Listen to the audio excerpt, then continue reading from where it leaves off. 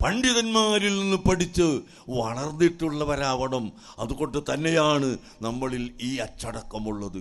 അൽഹംദുലില്ലാഹ്, നമ്മുടെ ഒരു സമ്മേളനത്തിലും അച്ചടക്കരാഹിത്യമായി ഒന്നും കാണാൻ സാധ്യമല്ല.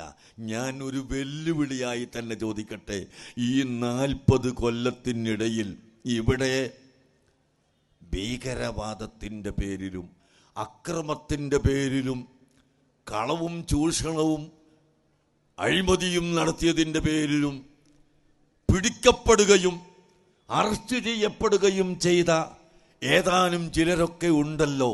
ആ കൂട്ടത്തിൽ SSFന്റെ മെമ്പർഷിപ്പുള്ള ഒരൊറ്റ കുട്ടിയെ കാണിച്ചു തരാൻ കഴിയുമോ?